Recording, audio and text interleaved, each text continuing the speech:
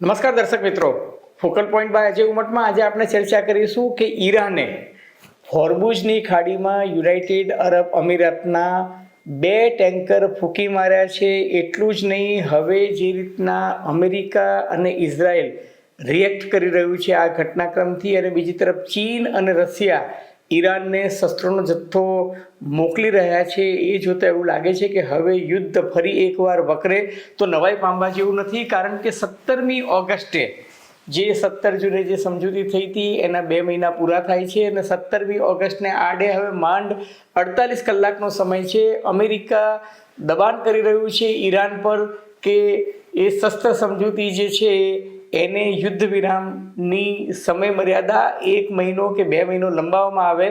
Iran પોતાની શરતે સમાધાન ઈચ્છે છે અને યુદ્ધનો અંત ઈચ્છે છે, એટલે હવે એવું લાગી રહ્યું છે કે આ યુદ્ધ વકરશે. કારણ કે ઈરાને મંત્રણા ચાલી રહી હોય એક તરફ એવો દાવો અમેરિકા કરતું હોય, ત્યારે ઈરાને જે રીતે હુમલો કર્યો છે, ઈરાને સ્પષ્ટ સંદેશો આપ્યો છે કે એ કોઈ જ મંત્રણામાં માનતું નથી, ફાઇનલ ડિસિઝનમાં માને છે. કારણ કે આયાતોલ્લા અલી ખામેનાઈની જગ્યાએ જે નવા સર્વોચ્ચ નેતા મોસ્તબા ખામેનાઈ, એમના સુપુત્ર ઈરાનમાં અત્યારે તમામ નિર્ણયો લઈ રહ્યા હોવાની જે વાત ચાલે છે ને, એમને લશ્કરી વડાને બદલી નાખ્યા છે. ને આ મોહસિન રઝાઈ નામના જે આ નવા લશ્કરી વડા છે એ કાબેલ તો છે જ. ઈરાન અને ઈરાક વચ્ચેનું યુદ્ધ 8 વર્ષ લાંબુ ચાલ્યું ત્યારે એ લશ્કરી વડા હતા, અને એમને એક જ મેન્ડેટ આપવામાં આવ્યો છે કે 2029 સુધી અમેરિકા સામે યુદ્ધ લડવાની તૈયારી આપણે કરવાની છે.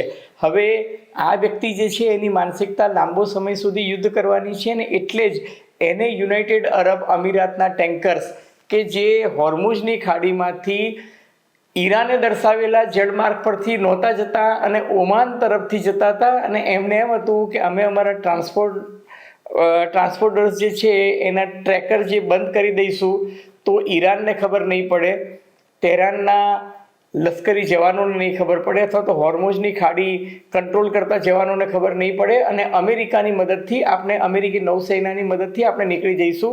તો એ દાવો જે છે એ વાહિયાત પુરવાર થયો છે, અને ઈરાને આ બંને જહાજોને ફૂંકી મારીને ડોનાલ્ડ ટ્રમ્પને અને ઇઝરાયલને સંદેશો આપ્યો છે કે ખાડી પર કંટ્રોલ એમનો જ છે, ખાડીની ચાવી માત્ર ને માત્ર ઈરાન પાસે છે. ઈરાનની મરજી વિના અમેરિકા બહાર ગમે તેટલી નાકાબંધી કરે, હોર્મુઝની ખાડી પર કંટ્રોલ ઈરાનનો જ રહેશે. હવે અમેરિકાના બહુ જ પ્રતિષ્ઠિત અખબાર કે જે અમેરિકાની રાજધાની વોશિંગ્ટનથી પ્રકાશિત થાય છે, વોશિંગ્ટન પોસ્ટે આજે એક બહુ જ સિલસિલાબંધ વિગતો આપી છે. અગાઉ આપણને ખબર છે કે આ યુદ્ધમાં અમેરિકાની ટોમહોક મિસાઇલ, અમેરિકાની થાર્ડ મિસાઇલ, અમેરિકાની પેટ્રોઇટ મિસાઇલનો જબરજસ્ત નાશ થયો છે, અને હવે ક્રિટિકલ સ્ટેજ પર આવી ગયું છે. કટોકટીના સ્તરે કહી શકાય એટલો ઓછો જથ્થો અમેરિકા પાસે રહ્યો છે, ને એટલે જ પેન્ટાગોનના લશ્કરી ઉચ્ચ અધિકારીઓ ડોનાલ્ડ ટ્રમ્પને સમજાવી રહ્યા છે કે ઈરાન સાથે હવે લાંબુ યુદ્ધ છેડવાથી કોઈ ફાયદો છે નહીં. આ યુદ્ધને સમેટી લઈ અને ડિપ્લોમેટિકલી એટલે કે રાજદ્વારી મંત્રણાથી ઉકેલવું જોઈએ. ત્યારે એક બીજો જે અહેવાલ આજે પ્રગટ થયો છે એ અહેવાલ સૂચવે છે કે આ યુદ્ધમાં ઈરાન પાસે હોર્મુઝની ખાડીમાં અને બીજી જગ્યાએ અમેરિકાના 45 જેટલા MQ-9 રીપર ડ્રોન.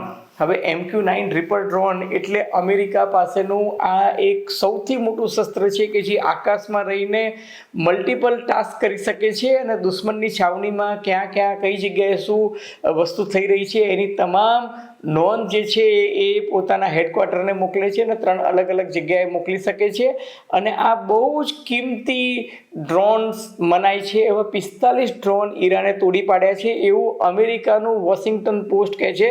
કારણ કે અમેરિકામાં આમ જોવા જઈએ તો ખરેખર લોકશાહી છે, અને પારદર્શકતા પણ છે, જવાબદારી પણ છે, અને ત્યાં આગળ ડોક્યુમેન્ટ જે છે એ તરત બહાર આવી જાય છે. એટલે અમેરિકાના ઉચ્ચ લશ્કરી અધિકારીઓના ખાસ સૂત્રો દ્વારા વોશિંગ્ટન પોસ્ટે જે સ્ટોરી કરી છે એને કહ્યું છે કે $1.3 અબજ, એટલે ભારતીય રૂપિયામાં હું કન્વર્ટ કરું તો ઓલમોસ્ટ $1.2 લાખ કરોડ ના 1.2 લાખ કરોડ રૂપિયા, અને આમ $1.3 બિલિયન ના 45 જેટલા MQ-9 રીપર ડ્રોન જે છે એ ઈરાને તોડી પાડ્યા છે. હવે એનો અર્થ શું થયો કે અમેરિકા પાસે કુલ 165 જેટલા રીપર ડ્રોન છે પોતાની લશ્કરી બેડામાં, એમાંથી 25% જેટલા જો MQ-9 તોડી પાડ્યા હોય તો તમે વિચારો કે અમેરિકાને કેટલું ભયંકર નુકસાન થયું છે. અને હવે ઈરાને નવી વ્યૂહરચના અજમાવી છે. ઈરાકમાં, ઉત્તર ઈરાકમાં અમેરિકી લશ્કરી છાવણીથી થોડેક દૂર એક હોટલ અને રિસોર્ટમાં આરામ કરતા અમેરિકી સૈનિકો પર ઈરાને હુમલો કર્યો છે. અત્યાર સુધી ઈરાન આ પ્રકારના હુમલાઓ નહોતું કરતું. એ મોટે ભાગે અમેરિકી છાવણીઓ પર હુમલા કરતા હતા, પરંતુ અમેરિકી છાવણીઓમાં રહેતા જે લશ્કરના જવાનો છે એ થાકી જાય, કંટાળી જાય તો 5 સ્ટાર હોટલ અને રિસોર્ટ્સમાં એમની રહેવાની વ્યવસ્થા અમેરિકી સરકાર દ્વારા, અમેરિકી લશ્કર દ્વારા કરવામાં આવી હતી. પરંતુ ત્યાં એમને જઈને હુમલા કર્યા છે. કેટલી જાનહાનિ થઈ, કેટલા લોકોને ઈજા થઈ એનો આંકડો હજુ મળતો નથી. પરંતુ એક વાત સ્પષ્ટ છે કે ઈરાને હવે આ નવી વ્યૂહરચના અજમાવી છે. ઈરાન એવું કહે છે કે અત્યાર સુધી ઇઝરાયેલે ઈરાન પર અલગ અલગ જગ્યાએ લગભગ 2600 જેટલા હુમલા ઇઝરાયેલે કર્યા છે અને અમેરિકાએ 30,000 ઠેકાણો પર હુમલા કર્યા છે. છતાં પણ ઈરાનની લશ્કરી તાકાતને અમેરિકા કે ઇઝરાયેલ તોડી શક્યું નથી. બલકે ઈરાને છેલ્લા 60 દિવસમાં મિસાઇલ બનાવવાની ક્ષમતા જે છે એ ડબલ વધારી છે. એટલું જ નહીં, એને ચીન અને રશિયા પાસેથી અત્યંત આધુનિક શસ્ત્રો મળી રહ્યા હોવાના અહેવાલ છે. સાથોસાથ ઈરાન જે છે એ પોતાની રોકેટ લોન્ચર બનાવી રહ્યું છે, ડ્રોન્સ બનાવી રહ્યું છે, બેલિસ્ટિક મિસાઇલનો જથ્થો જે છે એ વધારી રહ્યો છે અને અગાઉ ન ઉપયોગમાં લેવાયેલી હોય એવી મિસાઇલો હવે ઈરાન જે છે કાઢી રહ્યું છે. એની પુષ્ટિ ઇઝરાયેલી અખબારો કરી રહ્યા છે, ઇઝરાયેલી અધિકારીઓ કરી રહ્યા છે.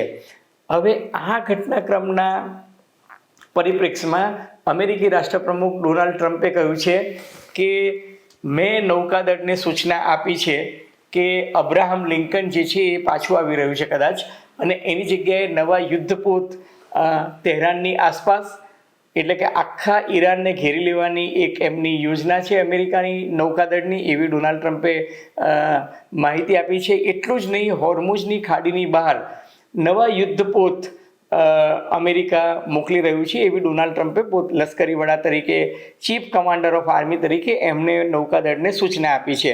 મજાની વાત એ છે કે અમેરિકાનું જે યુદ્ધપોત હતું અબ્રાહમ લિંકન, કે જેમાં 5,000 જેટલા સૈનિકો રહે છે, એની હાલત એટલી બધી ખરાબ છે કે ઘણા બધા સૈનિકો જે છે એ લોકોને સુસાઇડ એટલે કે આત્મહત્યા કરવાના સપના આવી રહ્યા છે. 6 જેટલા જવાનો તો પાણીમાં કૂદી ગયા હતા, એમને બચાવીને લાવ્યા હતા. પરંતુ હવે અબ્રાહમ લિંકન પર જેને કહી શકાય ને કે બેસિક નેસેસિટી, જે રોટી, કપડાં, મકાનની જે બેસ્ટ ક્વોલિટીનું ફૂડ જે પહેલાં મળતું હતું એ નથી.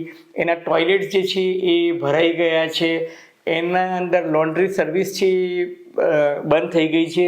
સૈનિકો માનસિક રીતે કંટાળી ગયા છે, થાકી ગયા છે, અને એટલે આ યુદ્ધપોત કે જેમાં 5,000 જવાનો છે એને પરત રવાના કરી અને અમેરિકા બીજા યુદ્ધપોત મોકલી રહ્યું છે. અને અમેરિકા એવું કહે છે, JD વેન્સે પણ એવો સંકેત આપ્યો છે કે અમે હોર્મુઝની ખાડીની ચારે તરફ અને બાબ અલ મંડબ જે યમનના હુથી વિદ્રોહીઓએ બંધ કરી છે ત્યાં પણ એ લોકો ગોઠવવાની વેતરણમાં છે. અલબત્ત જો આ પ્રકારની પરિસ્થિતિનું નિર્માણ થશે, જે હવે થતું દેખાઈ રહ્યું છે, તો અમેરિકા અને ઇઝરાયેલ ભેગા થઈને આવનારા દિવસોમાં ઈરાન પર નવેસરથી હુમલો કરે એ વાત શક્ય દેખાઈ રહી છે. અને એનો બીજો સંકેત એ છે કે ડોનાલ્ડ ટ્રમ્પે હવે પોતાના અદ્યતન નૌકાદળના યુદ્ધપોતની જગ્યાએ, જે ઇલેક્ટ્રોમેગ્નેટિક ફિલ્ડવાળા હતા, એની જગ્યાએ સ્ટીમ એન્જિનથી ચાલતા જે જૂના મોડલ્સ છે એને ત્યાં દરિયામાં ઉતારવાનું કહ્યું છે. કારણ કે જે ઇલેક્ટ્રોમેગ્નેટિક એન્જિન્સ જે છે એની ડિઝાઇનિંગ કરવામાં સમય બહુ જાય છે અને અબજો ડોલર ખર્ચાઈ જાય છે. એટલે કિફાયતી ભાવમાં યુદ્ધ લડવા માટે ઇકોનોમી કરવા પર ડોનાલ્ડ ટ્રમ્પ આવી ગયા છે. એનો અર્થ એ કે એ પણ હવે સમજે છે કે પરિસ્થિતિ હાથમાંથી જતી રહી છે. અને અમેરિકી લશ્કરના ઉચ્ચ અધિકારીઓ તો ડોનાલ્ડ ટ્રમ્પને એ જ સમજાવી રહ્યા છે કે આપણે કરી શકતા હતા એટલા હુમલાઓ ઈરાન પર કર્યા, પરંતુ એનું પરિણામ આવતું નથી. અને ચીન અને રશિયા અત્યારે ઈરાનને ભયંકર મદદ કરી રહ્યા છે. હવે એ સંજોગોમાં જે સૌથી મોટી સમસ્યા ડોનાલ્ડ ટ્રમ્પને નડી રહી છે અને બેન્જામિન નેતન્યાહુને પણ નડી રહી છે કે ઓક્ટોબરમાં બેન્જામિન નેતન્યાહુને ચૂંટણીનો સામનો કરવાનો છે. એમનું રેટિંગ બહુ જ ડાઉન છે અને એ ચૂંટણી હારે એવી સંપૂર્ણ સંભાવના છે. એટલે યુદ્ધ જીતે તો કદાચ ચૂંટણી જીતે એવા જુગાડ માટે બેન્જામિન નેતન્યાહુ ડોનાલ્ડ ટ્રમ્પને સમજાવી રહ્યા છે કે ફરી એકવાર યુદ્ધ કરવું જોઈએ, કારણ કે નેતન્યાહુ આજની તારીખે પણ લેબેનોન અને ગાઝા પટ્ટીમાં તો ભયંકર યુદ્ધનો મારો ચલાવી જ રહ્યા છે. અમેરિકાની ભલામણોને ફગાવીને એમણે ગાઝા પીસ પ્લાન જે છે એનો ઇનકાર કરી નાખ્યો છે. હવે ડોનાલ્ડ ટ્રમ્પ માટે સૌથી મોટી તકલીફ એ છે કે નવેમ્બર મહિનામાં ત્યાં મિડ ટર્મ ઇલેક્શન્સ આવે છે અને જો એ ચૂંટણીમાં ડોનાલ્ડ ટ્રમ્પની રિપબ્લિકન પાર્ટીનો દેખાવ સારો ન હોય, જેની શક્યતા દેખાઈ રહી છે, કારણ કે ડોનાલ્ડ ટ્રમ્પના અપ્રુવલ રેટ પણ ઘટી રહ્યું છે. અમેરિકી લોકોને આ યુદ્ધ પસંદ નથી, કારણ કે આ યુદ્ધને કારણે અમેરિકામાં તો મોંઘવારી વધી છે, ફુગાવો વધ્યો છે, બેરોજગારી વધી છે, વ્યાજના દર વધ્યા છે. પણ દુનિયા આખીના નિષ્ણાતો કહી રહ્યા છે કે ક્રૂડ ઓઇલનો સપ્લાય, ગેસનો સપ્લાય, બાબલ મંડેપ અને હોર્મુઝની ખાડી બંધ થઈ છે, એના કારણે ભયંકર ઘટી રહ્યો છે. અને આવનારા દિવસોમાં મોટા ભાગના દેશો પાસે રિઝર્વનો જથ્થો પણ જે છે એ સંકોચાઈ જશે. એટલે અત્યારે પ્રેશર બહુ છે અમેરિકા પર કે આ યુદ્ધનો બને એટલો જલ્દીથી અંત લાવો. બીજી તરફ એવું થઈ રહ્યું છે કે ખાડીના દેશો હવે ગુપચુપ રીતે ઈરાન સાથે સમાધાન કરી રહ્યા છે. એક અહેવાલ જે અમેરિકી સમાચાર સંસ્થાએ જ આપ્યો છે એવું કહે છે કે યુનાઇટેડ અરબ અમીરાતે ઈરાન સાથે સમજૂતી કરી લીધી છે અને ઈરાનની ફ્રીઝ થયેલી સંપત્તિ હતી લગભગ 2 ટન સોનું 11 અને 12 ઓગસ્ટે યુનાઇટેડ અરબ અમીરાતની રોયલ જેટની ફ્લાઇટ 737 જે છે એ 11મી અને 12મી ઓગસ્ટે 2 ખેપ મારી અને 2 ખેપમાં 2 ટન સોનું, જેની કિંમત $283 મિલિયન થાય છે, એ એમને ઈરાનને સુપ્રત કરી છે. અને અબુધાબીથી આ રોયલ જેટનું પ્લેન ઉપડ્યું હતું અને મહેરાબાદ એરપોર્ટ પર 1 કલાક રોકાઈ અને ડિલિવરી આપી દીધી. આ અગાઉ પણ એવું કહે છે કે પ્રોટેક્શન મની કે ખંડની તરીકે તમે જે કંઈ માનો તે યુનાઇટેડ અરબ અમીરાતે લગભગ $3 અબજ ઈરાનને આપ્યા હતા. કહેવાનું તાત્પર્ય એ છે કે ખાડીના દેશો, પછી એ જોર્ડન હોય, બહેરીન હોય, કતાર હોય, કુવેત હોય, સાઉદી અરેબિયા હોય, એ બધાની એવી પ્રતીતિ થઈ છે કે જો અમેરિકા અમને સુરક્ષા ન આપી શકતું હોય અને ઈરાન જેવા પડોશી કે જે એટલા બધા આક્રમક અને લડાયક મૂડમાં છે કે હમ તો લે ડૂબેંગે સનમ, જો અમેરિકા અને ઇઝરાયલ ઈરાન પર હુમલો કરે, ઈરાનનું ઇન્ફ્રાસ્ટ્રક્ચર તોડે, તો આ ઈરાનના લડવૈયાઓ બાકીના 6 દેશોના ઇન્ફ્રાસ્ટ્રક્ચર તોડી નાખશે, રિફાઇનરીઓ તોડી નાખશે, પેટ્રોકેમિકલ સંકુલ તોડી નાખશે, એમના ડિસેલિનેશન પ્લાન્ટ કે જે પીવાના પાણી માટે વપરાય છે એ બધા તોડી નાખવાની ધમકી આપી રહ્યા છે. આજે પણ હુથી વિદ્રોહીઓએ સાઉદી અરેબિયામાં જઈને અરામકો રિફાઇનરી છે એના પર હુમલા કર્યા છે. અને હવે ઈરાન એવું કહે છે કે અમે તો ઓલ આઉટ વોર, એટલે કે 2029 સુધી યુદ્ધ લડવાની તૈયારી જે છે એ કરી લીધી છે, અમારી પાસે શસ્ત્રોનો જથ્થો પૂરો છે.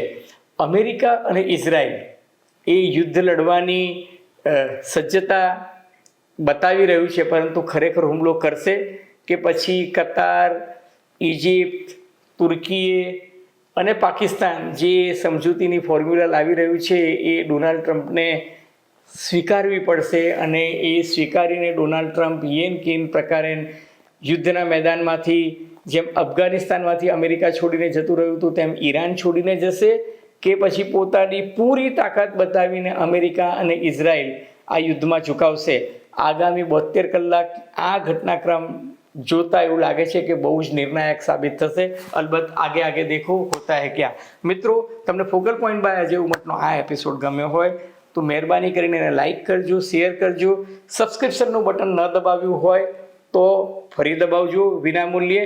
તમારી ટીકા ટિપ્પણી, અવલોકન, અનુમાન અમને ગમશે. ધન્યવાદ, ખૂબ ખૂબ આભાર.